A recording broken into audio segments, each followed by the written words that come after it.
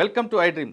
సైబరాబాద్లో Narsing police station పేరు మరోసారి వార్తల్లోకి వచ్చింది. జానీ మాస్టర్పై ఫిర్యాదు అందుకున్న నార్సింగ్ పోలీసులు అతను అరెస్ట్ చేసి జైలుకు పంపి తిరిగి కస్టడీలోకి తీసుకొని విచారిద్దాం అనుకునే సమయంలో మరో ఫిర్యాదు వచ్చి పడింది. ఈసారి యూట్యూబర్ హర్షపై కంప్లైంట్ వచ్చింది. బిగ్ బాస్లో పాల్గొన్న ఓ అమ్మాయి హర్షపై కంప్లైంట్ చేసింది. తనను పెళ్లి చేసుకుంటానని, తనతో సినిమా తీస్తానంటూ మోసం చేసి తన దగ్గర 2 కోట్ల రూపాయలు తీసుకోవడమే కాకుండా తనని అత్యాచారం జరిపాడంటూ ఒక ఫిర్యాదు అందింది. ఆ ఫిర్యాదు వెంటనే బుక్ చేసిన నార్సింగ్ పోలీసులు హర్ష కోసం వేట మొదలుపెట్టారు. హర్షకి నోటీస్ ఇచ్చే పనిలో పడ్డారు. కంప్లైంట్ ప్రకారం తీసుకుంటే హర్షపైతో పాటు హర్ష తండ్రిపై కూడా కేసు నమోదైనట్టు తెలుస్తుంది. అందులో 376 అంటే అత్యాచారంతో పాటు 376N, అదేవిధంగా 354 3 సెక్షన్ల కింద కేసు నమోదు చేశారు. ఇప్పుడు కేసు నమోదు చేసిన నార్సింగ్ పోలీసులు హర్ష కోసం వేటాడుతూనే మరోవైపు బాధితుల స్టేట్మెంట్ కూడా రికార్డ్ చేసే పనిలో పడ్డారు. ఇదిలా ఉంటే కేసు నమోదైన వెంటనే ఐ డ్రీమ్ హర్ష కోసం ప్రయత్నం చేసింది. హర్ష కోసం ప్రయత్నం చేసిన సమయంలోనే హర్ష అనుచరులు కొంతమంది ఒక ఆడియో క్లిప్ని విడుదల చేశారు మీడియాకి. అందులో చాలా స్పష్టంగా వినిపిస్తుంది. బాధితురాలకి అదేవిధంగా హర్షకి మధ్యన ఉన్న సంభాషణ ఆడియో టేప్లో ఉంది. ఇదంతా కూడా కేవలం కుట్రపూర్వకంగానే అమ్మాయి చేసిందంటూ వాళ్ళు చెప్తున్నారు. అయితే అందులో ఉన్నది ఆడియో ఏముంది, వాళ్ళిద్దరి మధ్య నిజంగా జరిగిన సంభాషణ ఏముందన్న విషయాన్ని ఒక్కసారి మనం విందాం. ఇఫ్ ఐ టెల్ యూ మనం ఎక్కడికైనా బయటకు వెళ్దామంటే యూల్ బి లైక్ నో, పనులు ఉంటాయి, ఎందుకు బయటకు పోవాలి అంటే you are like that. But అలా కూడా కాదు, that you will be like interested. ఏం చేద్దామని అనుకుంటున్నాం జీవితం చెప్పు. ఎంత ఎంత రసికరాజు రాకుండా ఉండం అంటే ఎలా పాసిబుల్? అది ప్రేమించాలి మనసులో లేదా? మరి ఎప్పుడు అడుగుతావు, ఎప్పుడు చేద్దాము, ఇప్పుడు ఏంటి ఏంటి పరిస్థితి?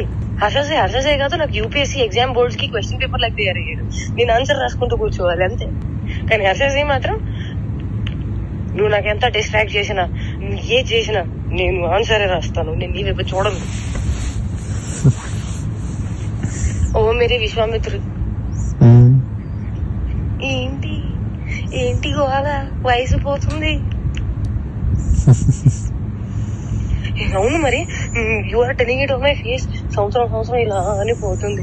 అరే భయ్యా, నిజంగా సంవత్సరం ఇలానే పోతుంది. అరే వయసు కూడా పోతుంది. I loved. ప్రేమించాలి మనసులో లేదా? అరే పోనీ వేరే ఎవరైనా ఇష్టమా? ఇప్పుడు చెప్పు. అలా ఏమీ లేదు, అది కూడా సిగ్గుపడుతుంది మళ్ళా. చూసా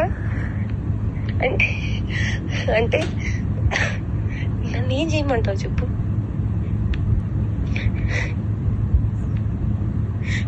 నువ్వేం చేయాల్సిన అవసరం లేదమ్మా, నువ్వు ఇప్పటిదాకా చేసింది చాలు.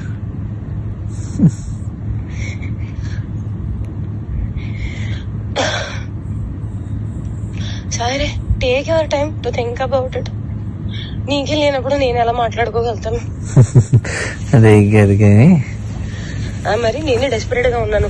ఈ మాటలు అబ్బాయిలు మాట్లాడుకుంటారు, అమ్మాయిలు మాట్లాడరు. అది కూడా నేను లైక్ మాటల్ని బ్లాంకెట్ కింద కప్పేసి మాట్లాడుకోవాలి, అంటే మర్యాదగా మాట్లాడుకోవాలి. అప్పుడే దానికి విలువ. అలా కూడా కాదు, దట్ యు స్టార్ట్ ఫీలింగ్ రాంచి, you start feeling excited, start feeling నాకు చెయ్యాలని ఉంది. అవన్నీ కూడా ఉంటాం మన దగ్గర. And you will be like I'm very boring person, very very boring person. అంటే అన్నిటికీ సమాధానం నేనే తీసుకొని నేనే చెప్పాలి. ఓకే, నాకు అర్థమైపోవాలి. And I'm dealing with a very boring person. So that నాకు ఎక్స్పెక్టేషన్ ఉండకూడదు దట్ అక్కడ నుంచి వస్తుంది, దానికి కౌగిలిస్తాను, నీకు దగ్గర తీసేసుకుంటాను, నీకు ముద్దు పెట్టేస్తాను, అవన్నీ ఏమి ఉండవు. నాకు తెలుసు.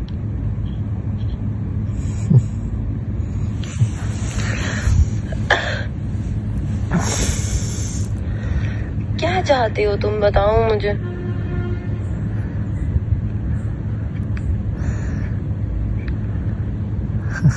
बताओ तुम्हारे मन में क्या चल रहा है, कुछ तो बोलो.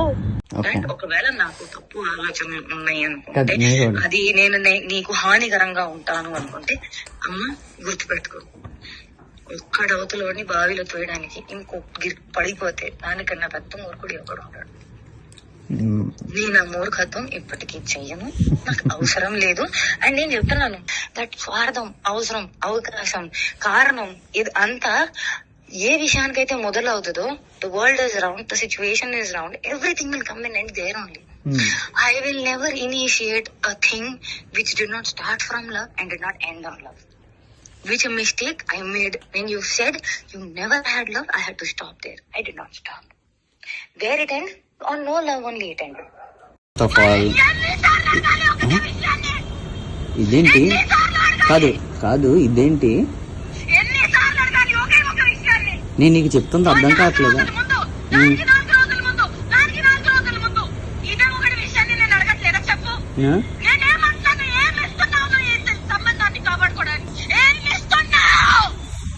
ఇప్పుడు యూట్యూబ్ నువ్వు అడిగిన పాయింట్లే నేను చెప్తున్నాను. నువ్వు అడిగిన పాయింట్లే చెప్తున్నాను. నేను నీకు ఫస్ట్ చెప్పింది అదే అన్నావు కదా, అలా కాదు. దాదాపు 3.5 నిమిషాలు జరిగిన ఈ సంభాషణ జనవరిలో జరిగినట్లుగా కనిపిస్తుంది.